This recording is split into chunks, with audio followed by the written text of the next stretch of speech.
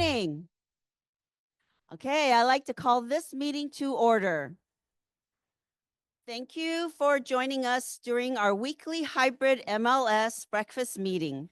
My name is Victoria Stapleton, and I am your program chair this month.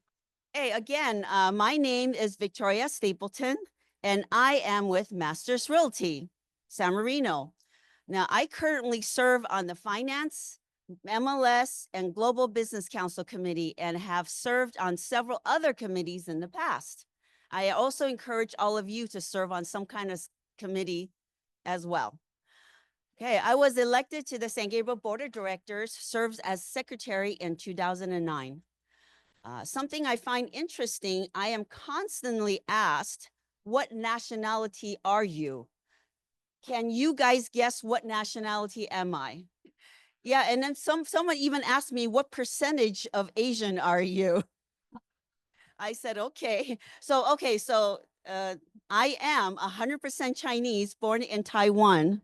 Joining us today, our good friend, the Honorable Mike Ng. But before I welcome him up, let me tell you a little bit about our distinguished guest.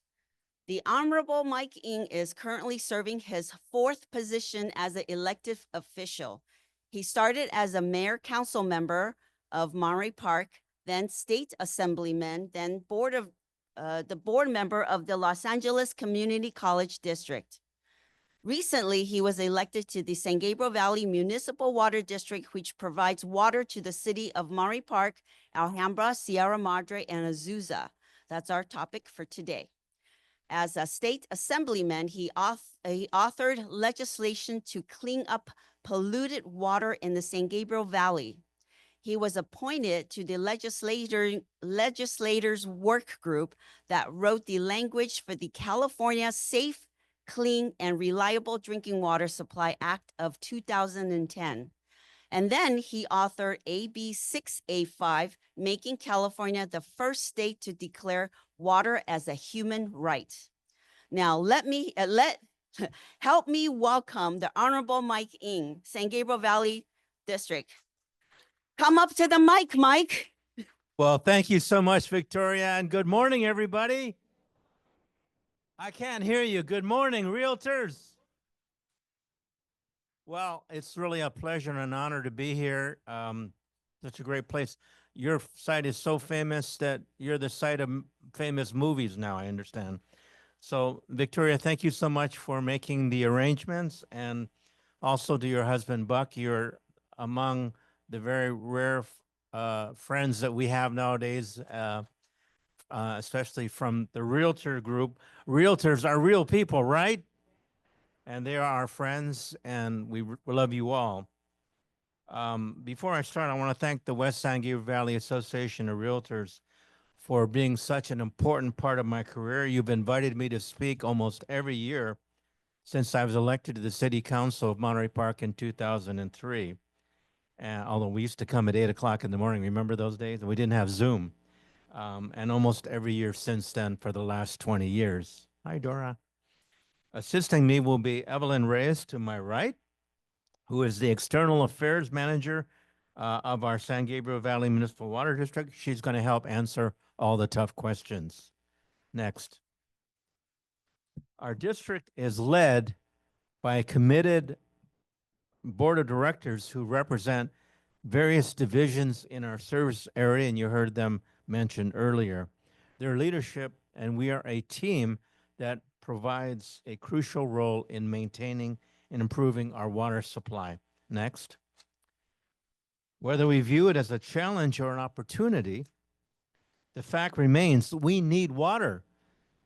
Water is like money in the bank. We can never have enough, and we never know when there's going to be an emergency. We live in a dry region, and the climate change is constantly changing. I was putting on my swim shorts the other day, and now I'm wearing my overcoat. So we know that weather patterns, like clothing patterns, are becoming more extreme, and our population is growing and dynamic. These realities make sure that we must continue to make sure that our water, like our bank accounts, are reliable and sustainable as possible. Next. From 2019 to 2022, I know you were here. We experienced the driest 3 year period on record, according to the State Water Project allocations, and they're the big dogs that allocate water in the state of California. This means that we have to secure and manage our water resources as carefully as we do our money. And then in 2003 and 2004, we saw higher than average precipitation, and 2025 was going to shape up as a below average year.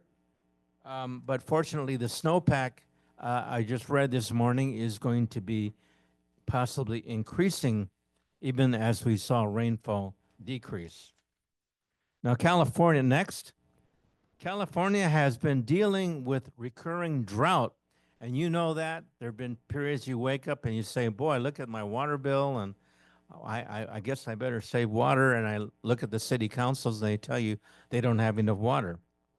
This means one thing: we have to strengthen and diversify the sources of our water, just like people that want to buy a house have to save up and diversify their sources of income so that they can save for that house.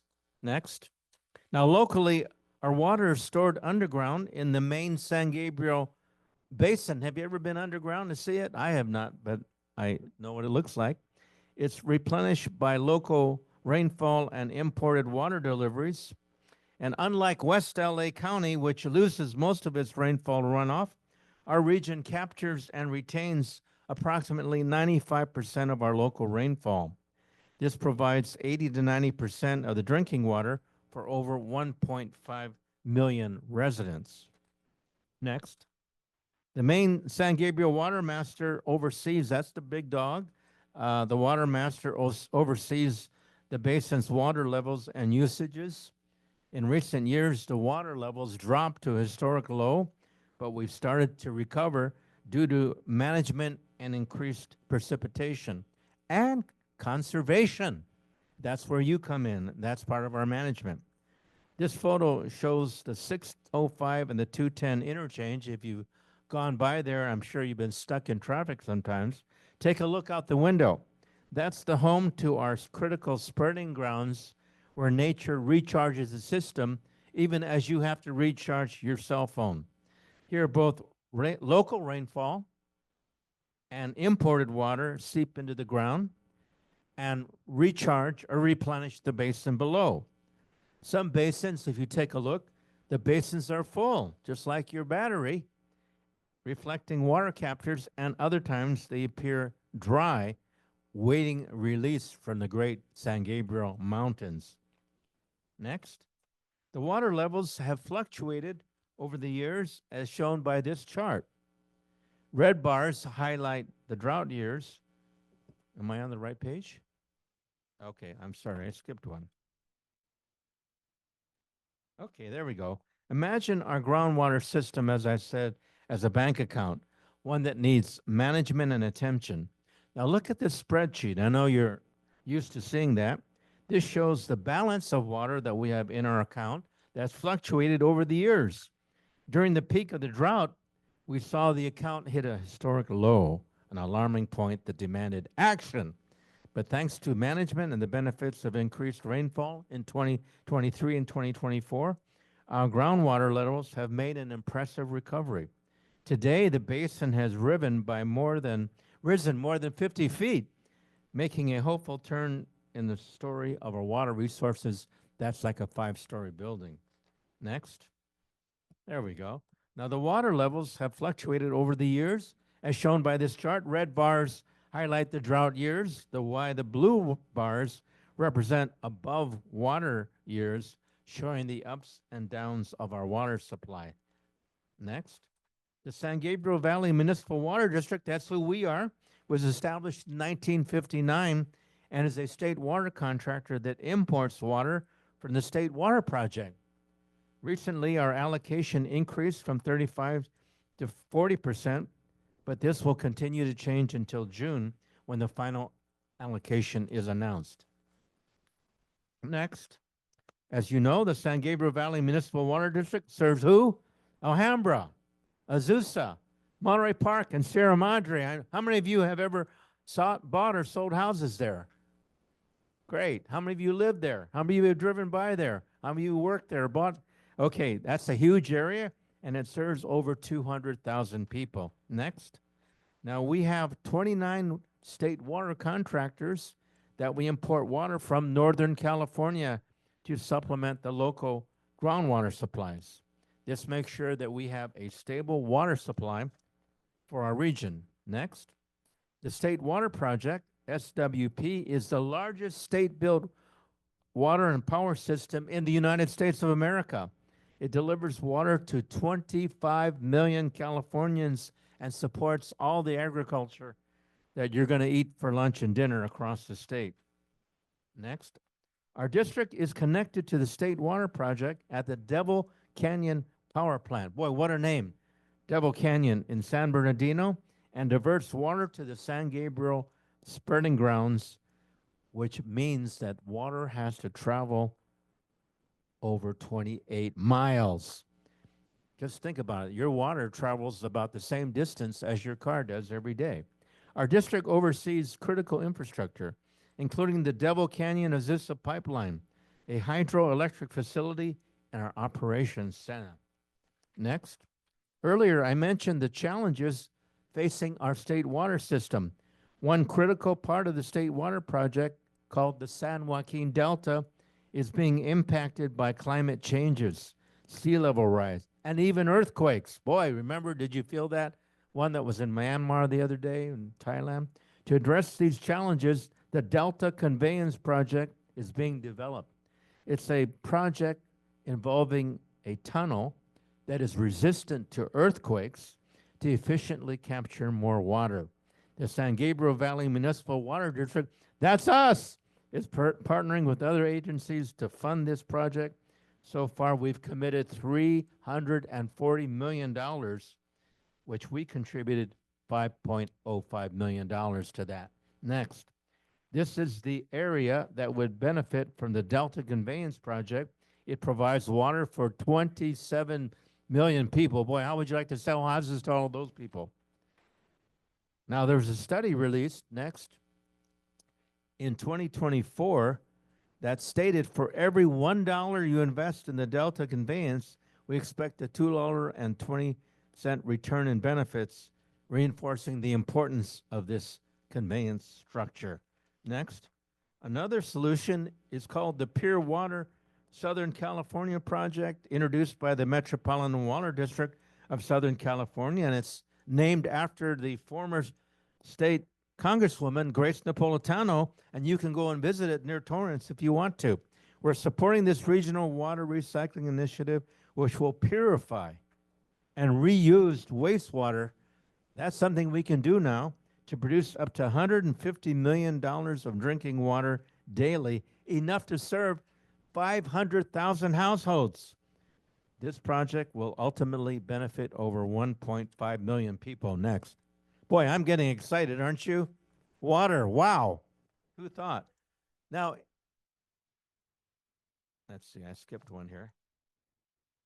Another solution, let's see, the stage. What page are we on? 20? Page 20 in November. Okay, there we go. I just didn't see my words there. In November 2024, voters approved a $10 billion bond, $10 billion, to fund climate change and environmental projects, supporting making sure we have money in the bank, water in the bank for long term. Next. Now, the San Gabriel Valley Municipal Water District, is committed to water conservation and education. This is where you all come in. We can't do it alone. Through outreach programs, we involve businesses, residents, young people, nonprofits in water sustainability efforts, making sure that the next generation will continue to have water just like they'll continue to have money in the bank. Next, we offer residents, that's the people you serve, and you and businesses, rebates on water-saving devices, along with irrigation direct install programs. She'll explain that later, to improve water efficiency. Next, here's a graph showing all the rebates that we offer residents and businesses.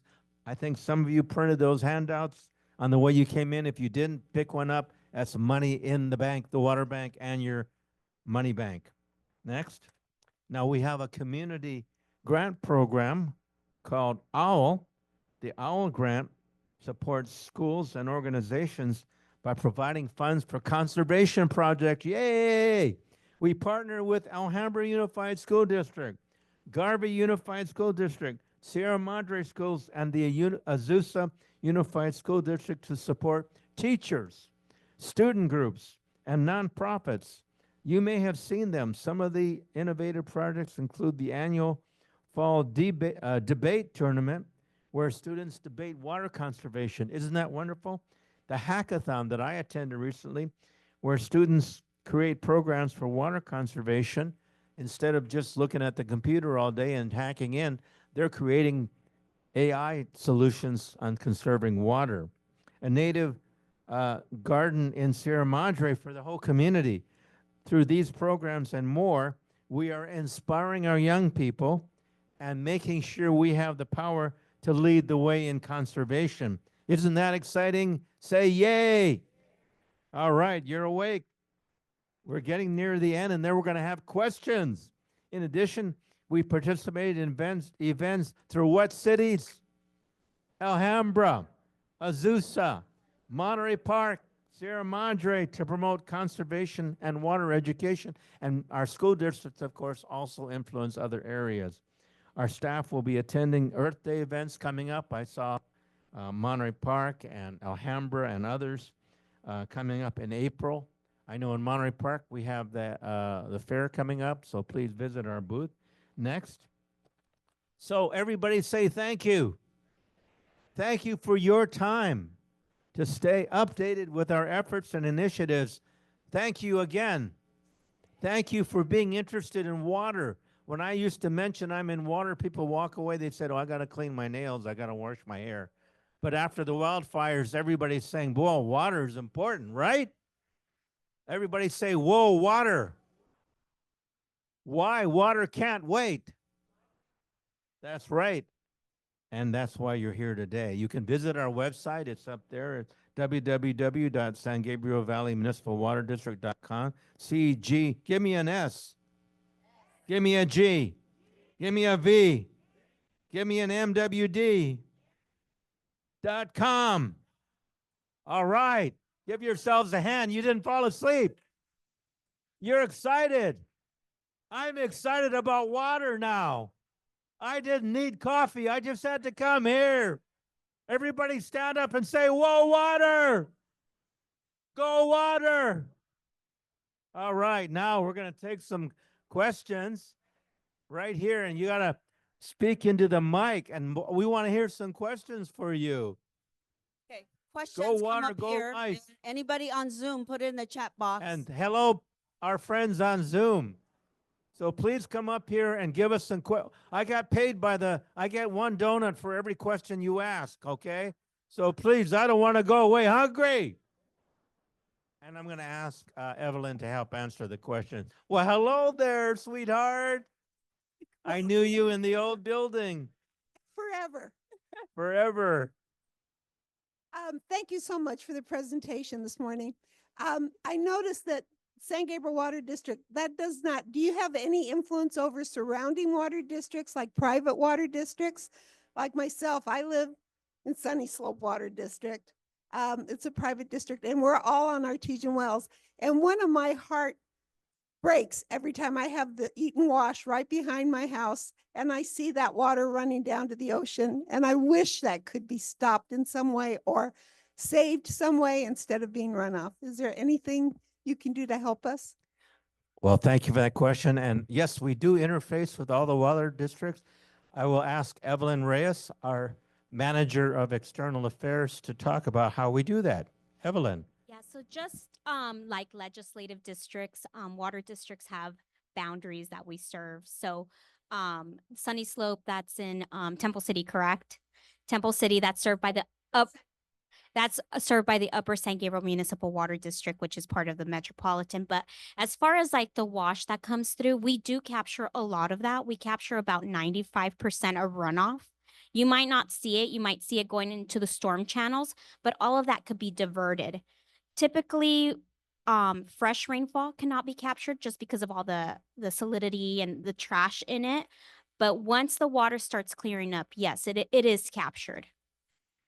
Goes through soil, that doesn't that filter it and clean it as it goes and fills That the- Correct. That's the natural way to clean our water. So it fills the reservoirs, and then your retailer, Sunny Slope, then pumps it out and treats it before it goes to your home again. Thank you. Give her a round of applause for that great question. All right, another one. Identify yourself, please. Hi, good morning. My name's Jeff Huang. I have a question. What are your top programs and rebate programs would be ideal for us realtors to use? That's right. Let's partner. We have rebates. Evelyn, that's your specialty. Yes, so we have a variety of rebates for water saving devices, including washing machines, which are great for first time buyers. We get rebate $150, but we also have rebates for toilets.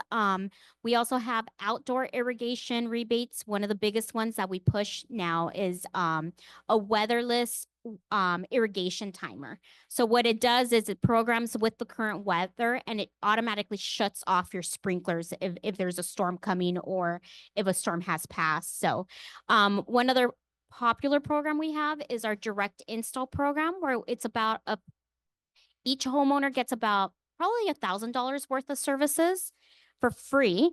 And what we do is we come in and we swap out those irrigation controllers, and we fix the nozzles. And I will note that is just the program for our 4 cities, but most agencies in the area, in the San Gabriel Valley, offer some type of program. So even though they might not mirror ours completely, they're pretty close. So feel free to reach out to your water agency within your jurisdiction to find those programs. Thank you. Great question. And if you go outside, you can save maybe over maybe almost $1,000. This little card tells you how. And this 8.5 by 11 piece of paper will also tell you how to apply. How would you like to go home and say, I made $1,000 today? Raise your hand. I would love that. Please, I need $1,000 worth of donuts. So please ask another question. Whoa, I've got another question. This question is on behalf of our Zoomer, Mario Manizia. Will water bills increase? How can we find out about the rebates offered? That's a great question, because a lot of people ask us how we impact water bills, and I'm going to ask Evelyn to answer that. Yes, so since we're a wholesaler, you do not pay water directly to us, but the way our district is funded is through a special property tax bill. So we are on the property taxes, and also through the water rate recharge, our 4 cities. So our 4 cities are our customers. 80% of the water here in the San Gabriel Valley comes from the local mountains, but that 20% that we import, our 4 cities pay for us. So all of that is passed through your rate that you pay directly to your retailer, whoever provides your water. And it's tricky because I hate to say this in this economy, but everything is increasing. The cost of electricity is increasing. The cost of gas is electricity. Water is increasing. And it's not, consumers have done such a great job in conserving the past 5 years that we actually have not gone back to using water the way we did before the drought. People are still conserving, but there's a lot of aging infrastructure that is unseen, that's underground, that water agencies have to make sure they stay on top. The wildfires, LA City was criticized for not having that infrastructure. So in order for agencies to continue to provide state-of-the-art infrastructure, we are going to unfortunately see increases. It's just the way it is. But legislatively, there are several bills being introduced right now. I'm not sure if they're going to pass through, but they are looking at ways to be able to assist low-income not homeowners, but low income families that are struggling to pay their water bills. Director Ng's 2012 bill, the human right to water, really started something where, making water a human right. Now the legislature is looking at to how do we also not only make it a right to access to clean water, but also an access financially.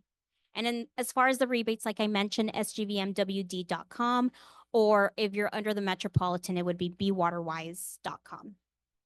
Thanks again. Thank you.